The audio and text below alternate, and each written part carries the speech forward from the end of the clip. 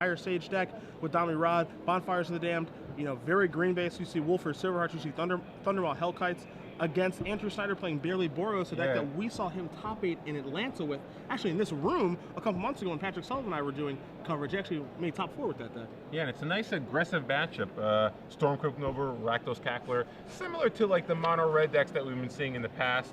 Tops out at 1 Thundermaw Hellkite, but he's got 4 copies of Hellrider. Does have Ash Zealot, Lightning Mauler, so typical red deck. Interesting to see what happens in this matchup. Well, we're going to start it off with the Rakdos Cackler here for Schneider. Again, we're not sure if, I think this match has top 8 implications. You see Ross and Schneider, they start our 33-pointers. Hetrick also has 33 points. Joseph Bass has 33. Jerry Thompson, Wilson Hunter, and the 33s go all the way down here to 16th place. So the bottom 33s aren't going to be able to make it, but I see these top ones are going to be battling out for positioning here. Yeah, Merriam, Schneider probably have the best shot of, the winner of this have the best shot of making top 8, and I fully expect them to. Yeah, so we'll see who does win this match as we see a Lightning Mauler pair up there with the Rakdos Cackler. Schneider's going to get the beatdowns going very early, and we're going to have to see if Ross and his green deck are going to be able to stabilize here. As you look for 2-drops in his deck right away, you see Gyre Sage, of course, Burning Tree Emissary, and Flint of Boar. Yeah, Burning Tree Emissary is really important here because he needs to just get guys out there. Gyre Sage just isn't that good in this matchup because Andrew has cheap removal. He's got cards like Searing Spear. He does have Mizzy Mortars. Doesn't have Pillar of Flame main deck, but again, Andrew's deck is very aggressive, much more aggressive than Ross's deck. So it's one of those matchups where if Ross is able to stabilize and survive the early turns, his deck can probably power through because he has cards like Gorkland, Rock Major, and Wolfers, Silverheart, and Bonfire of the Damned. But again, he just needs to get to that point. Yep. He needs to be able to convert those cards to actually cast them. As you see, he does take the damage from the Assault and the Mauler and everything else. He no interest in blocking. He's going to put Gyre Sage up to a 2-3 now because of Evolve. Now you're going to see an Arbor Elf as well. So now he's got some blockers, and now he's got some things in the way. And you saw that Schneider did miss his land drop. Yeah. So, you know, Ross is away from a card like a Hellrider. Schneider is a very far away from that. And that's pretty important because Andrew's deck can usually do a lot of damage early on with the attackers, and cards like Hellraider are usually what bring him within range of cleaning things up. Because usually people are going to be able to stabilize with blockers or removal for that early threat, but Hellrider sort of is the card that allows you to push things over the top and make sure things get cleaned up. But again, stalled on 2 mana, and it looks like he doesn't even have white mana for that Boros Charm in his hand, so struggling a little bit here. And it looks like Ross might be able to start. Oh, wow. Yep. Huge card here. He's able to fight the Ash Zealot. And Domri Raid is going to come down. You're going to see the fighting of this. You're going to see Arbor Elf let him play a Gyre Sage as well and pass the turn back. If you're Ross that last turn where you see a Spear on the Gyre Sage and just Andrew passing back, that's the biggest sigh of relief you could possibly have. As you're going to see Searing Spear take this out. Now he can actually start attacking here, but now you have to worry about Domri starting to get active. Yeah, so, do you attack Domri here, or do you just keep trying to go after the life? Trying to go after Ross. So looks like Gyre Sage is going to attack, block the Thundermaw Hellkite. Domri Rage survives, so it looks like Ross actually went. Andrew actually attacked Ross, didn't bother with the Domri Raid. And now Domri's going to tick up to 2. Ross is going to check the top card. It is not anything useful, but you do see a Forest and a Thundermaw Hellkite in Merriam's hand as his last couple of cards. So the race could be on here as Thundermaw Hellkite can close out a game very quickly. But instead, he's going to play a little bit of defense. He's going to protect that Domri. He does have a Thundermaw Hellkite. There's no way for Rakdos Cackler to get through that. So now we're just going to see a Stromkirk Noble. We're going to see a Rakdos Cackler. That's going to get unleashed, and he's just going to pass the turn back. So Domri really trying to take this game over. And she's Stomping Ground at the draw. This is going to tick up. It's another brick. Another brick. Very unfortunate here because obviously he still has a Thundermaw back for defense, but at only 8 life, we might be at the point where Schneider just says, forget it, I'm just going to attack all in. Still no 3rd land here. You see 2 Boros Reckoners. You see a Hellrider and a Boros Charm in Schneider's hand. He's not able to get those on the table. Now, Osip, one thing to keep in mind here as well. Schneider doesn't know this, and we don't know what the top card of that deck is either off of Domri. The first thing you think of when they miss is it's probably a land. There are 4 copies of Bonfire of the Damned here in this deck. So that card could be Bonfire of the Damned, and if that is, you're going to see a huge change in this game as you see these creatures coming across here. Either way, I love this attack here from Andrew. Trying to get, he's just trying to do as much damage as he can. Hopefully he draws a 3rd land so that Boros Reckoner can come back down. And Boros Reckoner, regardless of Ross as a blocker, might be Boros Reckoner along with, wow, you called it. Boros Reckoner along with Boros Charm might be able to still finish things off, but again, he needs to just draw that third land. So now there's your Bonfire of the Dam. Ross is going to reveal a Burning Chair Emissary, so he's finally going to get to draw a card off that Domri. Bonfire clears up, but more importantly here, Bonfire deals 5 points of damage. That's the most important part, as Schneider misses his land drop again and just has a Stromkirk Noble, because now the turns are cut in half. Ross is going to draw a card. He draws a Mountain. We'll see what he's going to do with Domri this turn. The Bonfire is huge there. It adds to the clock in such a big way. And now we're going to see a fight here with the Emissary. Maybe? Okay, it's going to be the Dragon on the Noble. He's going to come across here for 5 more. And now there's no way for Schneider to get out of this. He's too far behind. And Ross is sitting at 6. Doesn't have a way to deal with a 5/5 flyer. That Bonfire was huge because it effectively just halved Andrew's life total. The killing of the Cackler is not that important. It's the fact that it deals the 5 damage upstairs. That's the big deal there. So Merriam is going to be up a game here at Green-Red Stage, defeating Andrew Schneider and his barely Boros deck. And taking a look at Schneider's sideboard, outside of actually drawing lands, he really needed a 3rd land that game. Yeah. And he actually does have a Plains in the sideboard, oddly enough. Not sure if that's going to come in here, but you see a lot of options in front of you. Yeah, I actually still like Andrew in this game. Again, a little unfortunate that he got stalled on land and color screwed. I mean, you got hit on both sides there. Because even if one of those mountains is a Sacred Foundry, I still think he might be able to pull that game out. But again, he does have more options in his sideboard. He has 3 copies of Pillar Flame, which I expect would come in. He's got 2 more copies of Boros Charm, which again, that's more of an anti-control card to sort of prevent the Supreme Verdict from really blowing you out. Not sure he wants to bring it in this matchup. 2 copies of Thundermaw. Might want to go upstairs again, and against a green deck in general. Cards like Thundermaw are really good. They're hard to answer. Volcanic Strength, though, that's really the card that I'm excited about, because this is one of those cards where, you know, Ross doesn't have a really good answer for like a 4/4 or a 5/5. Nothing you know? clean. No. So this is one of those cards where if Andrew had it in game 1, can easily just attack through all those blockers, doesn't care. So turn 1 Stormcloak Noble, turn 2 Volcanic Strength, and suddenly Andrew has like a really significant threat that just Ross can't block. So I really like the Volcanic Strength out of Andrew's sideboard. And the first thing you think of with Volcanic Strength is you want to check the lands of Merriam's deck, see what kind of, see how many mountains, he's playing. You see 6 basic mountains and 4 stomping grounds, so plenty to walk over in that aspect. You take a look at his sideboard now, you see 4 Strangleroot, guys, perfect for this matchup.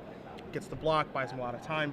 Again, there are no Pillar of Flames in the main deck with Schneider's deck, but you do see 3 in the sideboard, so those may come in. You see 3 Pillar of Flames for Ross as well. It's going to line up very nicely with the turns of the game, be able to kill a lot of the creatures all the way up and down the curve. You see 2 copies of Mysium Mortars. If he's predicting Volcanic Strength is a thing that's going to occur, Mysium Mortars can certainly come in. Probably not going to see an overload of that, but just trading 1 for 1 is certainly okay. Then you see cards like 2 Ground Seals, 2 Thundermaw Hellkites, a Cavernous Souls, and a Devil's Play. Those, Ground Seal obviously not going to come in here. Thundermaw Hellkite, I don't think he wants multiples of those. He has 2 of them to draw to, which we saw win game 1, but you don't want to get clogged with those and not be able to interact early. The Cavern, for a different matchup than Devil's Play, it has some flexibility. Do you need that flexibility for this matchup? That's a good question. I actually like Devil's Play. It's just another removal spell. It's a way to deal with Lightning Mauler, potentially on turn 2. I don't like Thundermaw in his deck. I like it out of Andrew's deck because Andrew is probably going to be the more aggressive person, especially on the play. Maybe Ross wants to keep it in if he's on the play for game 3, if there is a game 3. But I think Thundermaw makes a lot more sense out of Andrew's deck in this matchup, because I think Ross is going to be trying to be more of a controlling player. He's got Wolfare Silverheart, he's got Domri Raid, he's got Bonfire. He has a lot more removal spells than Andrew has. So I think Ross basically wants to spend his early games trying to control the board, use Strangleroot Geist as a blocker, use Mysium Mortars and Pillar of Flames and cards like Devil's Play to sort of control the board, and then have cards like Wolfare Silverheart and Domri Raid sort of take control of the game. Yeah, this game is all about role assessment, knowing who the control deck is and who the aggro deck is. It's very often Ross, with his deck, he is often the aggro deck in most of his matchups. In this matchup, this is not the case. And we saw him in that last game play pretty conservatively. You could have saw him get in with Thundermaw Hellkite and try to race on a clear board. Decided not to. He attacked with the Arbor Elf, held the Thundermaw back. Obviously, Andrew can't attack through that, defending the Domri and let Domri take over the game. He's certainly the control deck in this matchup. He needs to play in mulligan and sideboard as such to have success, and we saw him do that game 1. Yeah. The only question is how important is Hellrider in this matchup? Maybe that's a card you want to take out. Maybe you just want to having cards like Thundermaw and Wolfare Silverheart sort of be your cleanups, so to speak. But it looks like Andrew starts out with a turn 2 Cliff Dive Retreat, so he finally has access to white mana, and he has doesn't have a turn 1 drop though, which is actually very important for this deck. Yeah, he chose to lead off with Clifftop Retreat and then play the Mountain, so we do see an Ash Zealot here. Now we're going to see a Burning Tree Emissary from Ross, and he's just going to play an Arbor Elf and pass it back. And one card that you see Schneider does have in his hand is Volcanic Strength, and you see a Burning Tree Emissary as well, so the old 1-2 punch here, and he's going to be able to get through for a lot of damage that is unblockable. Yeah, and I believe Ross has a Bonfire of the Dam, which obviously isn't going to be able to deal with it by hardcasting. It looks like he has another red spell. Not sure if it's a Merriam Mortars or not. So, not sure he's going to be able to deal with the Ash Zealot this turn. He does have a Gorkland Rampager and a Wolfare Silverheart, so he might actually become super aggressive right now if he goes turn 4 Rampager and has a 5th mana for the Silverheart. Yeah, it's time to race. Silverheart suddenly makes everyone the aggressor. And now we're going to see Volcanic Strength here on the Ash Zealot again. So now it's a 6/6. It's going to put Ross down to 8. Now Ross is going to untap. He's going to draw. It's not a Bonfire. It is. He does have the 5th land, though, so Silverheart can come down, and Rampager would be an 8/8 Trampler if he chose to pair them. Although he might just choose to pair the Burning Tree Emissary and attack for 10 this turn. You see Ross considering his options here. You know, the issue here, and obviously we're working with perfect information where Ross is not, is you see those Searing Spears over there for Andrew. So, you know, Ross is going to go through the motions here of trying to figure out what to do, and it's going to be rather anticlimactic. As he shows Searing Spear right away, which is honestly what I want my opponent to do. As I'm going through what the slow buying, he's like, man, bro, I got the spear. Let's just move on. Do not slow roll me, please. Yeah, if I'm dead, just let me know. And Schneider does that, so this is going to be evened up here. The big deal here is that Merriam is on the play for Game 3. Yeah, that's huge. Obviously, now that he knows about, maybe he forgot about Volcanic Strength, maybe he wasn't expecting it. Either way, he knows what to expect now. Maybe he's going to try to be more aggressive this game, just because he's like, well, I can't just sit back. I have to worry about. He doesn't have really any. He doesn't have a lot of instant speed removal. It doesn't look like. He's got 3 Pillar Flames. It doesn't look like he has any. So he has Bonfire, Devil's Plague, Merriam Mortars, Pillar Frame. So no way to respond to a Volcanic Strength. No blowouts. So if Andrew's able to Volcanic Strength like a 3/3, he actually just doesn't have any removal spells for it that can 1-for-1. I mean, he would have to do a combination of like Pillar Flame, Merriam Mortars, something like that. You know, a perfect Bonfire does exist, but he's going to be underneath so much pressure. He's going to be under a lot of pressure. Dami Rod also can, you know, a little bit of hijinks there, maybe pairing with the Wolfare Silverheart and fighting or something like that. The point is that he's going to have to go through a lot of work, as you said, to get a huge creature off the table if it has more than 4 toughness. And again, even if it does have 4 toughness, there are only 2 mortars in his deck. Yeah. So getting a 4 toughness creature off the table is not easy at all. Yeah, and the other card that's really, really good in this matchup is Boros Reckoner. And we see Andrew have it in his hand, but he never seems to get the 3 mana to actually be able to cast it. So that's another huge card because, you know, again, Ross has these cards like Wolfare Silverheart. Boros Reckoner is amazing at blocking the Wolfare Silverheart. You know? And especially in these games, it gets to the point where Andrew's able to get Ross so low that he wouldn't even be able to attack with a Silverhearted creature, you know, short of something like a Gorkland Rampager, which has trample and could trample over. So, again, really, really a lot of good cards that Andrew has in this matchup, but he's been stalled on 2 mana, so they've been relatively close. If Andrew didn't have that second Volcanic Strength, it's a whole other ball game. So let's see if Andrew's able to actually get the 3 mana this game and start doing the things that he wants to be doing in this matchup. Yeah, it's kind of crazy, you know. If we talked about Wolfare Silverheart around Pro Tour Montreal, where Boros Reckoner was all the rage, you get laughed out of the building. What are you thinking playing that card? Now, because Reckoner's at like an all-time low right now, you know, Ross's deck is very unique. We haven't seen anything like this all weekend. You normally see a very hyper-aggressive green-red strategy, a little bit bigger. But I mean, Silverheart might be something that's reasonable now, whereas, you know, a month and a half ago, there's no way you could do that. But people aren't really playing Boros Reckoner right now. However, Andrew is, and so it's going to make, you know, Silverheart a little bit worse. And we did see Silverheart in Ross's hand that game. You know, maybe you're supposed to board those out and board in a bunch of Thundermaw Hellkites so you can go over the top, not have to worry about those Reckoners. Who knows? Yeah. Well, honestly, I really like being able to go Gorkland Rampager and then Silverheart, because that is effectively a 2-turn clock. They're going to die very soon. So you see an Arbor Elf and just a Clifftop Retreat. If you're Ross, you got to be happy about no 1-drop, as he does draw a Pillar Frame. You see a Merriam Mortars in his hand. You see a Gorkland Rampager. I think a Burning Tree Emissary. What a great start from Ross here. He's got turn 2 Gyre Sage, and he's going to be able to go turn 3 Burning Tree Emissary and either Merriam Mortars, or if he draws a 4th. Oh well, so Andrew did have a removal spell, but still, he's be able to go, if he draws a 4th land here, which he doesn't, but still, attack for 1 here, Burning Tree Emissary. He has Merriam Mortars, he has a couple of 4/4s now, which are good threats in this matchup because they're out of Searing Spear range. Merriam Mortars is one of the few cards that can deal with it. This is a tough situation. You see a bunch of Clifftop trees. You see a Burning Tree Emissary here for Schneider, and now you see a Pillar Flame take care of this Arbor Elf. So if Ross does draw the land that turn, wildly different game. He draws the land this turn. There's your Forest. There's your Pillar Flame to take care of the Emissary. Ross is going to come across here, but again, he needed that land last turn, and now he needs to draw another one here to be able to get in front of this game. And I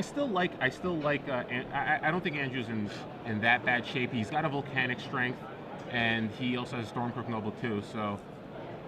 And there's an Ash Zealot. So we are going to see an Ash Zealot here off of that Burning Tree Emissary and that Clifftop Retreat. Ross is going to draw a card. It is Pillar Flame. Another Pillar Flame. It is not Bonfire of the Damned. So a Merriam Mortars, Pillar Flame, and double Gore Clan Rampagers here. We're going to see a trade here. We're going to see Pillar Flame take care of the Ash Zealot. Ross doing a nice job of keeping the board empty, keeping his life total high until he can get to those Rampagers, as he has 2 of those and a Mortars in his hand to protect himself. Volcanic Strength. So let's see if Boros Reckoner can make an appearance finally. We see a draw step here. We see a Stormcrook Noble. Is he going to suit it up? Yes. Yes, he is. So Mortar's a perfect card right now, but he draws a Mountain. So I think you have to Mortars. I think you have to Mortars. You can't get greedy. You can't get greedy. You can't risk double Volcanic Strength. And now we see a draw here. Okay. He has to turn back. He draws a Mountain. You see a Volcanic Strength in his hand. Ross, green light is on. Here's a Gore Clan Rampager, and now it's time for him to turn the corner, as we've seen so many times this weekend. Schneider drawing lands this game, finally. In comes the Rampager. We're going to see a second 4/4.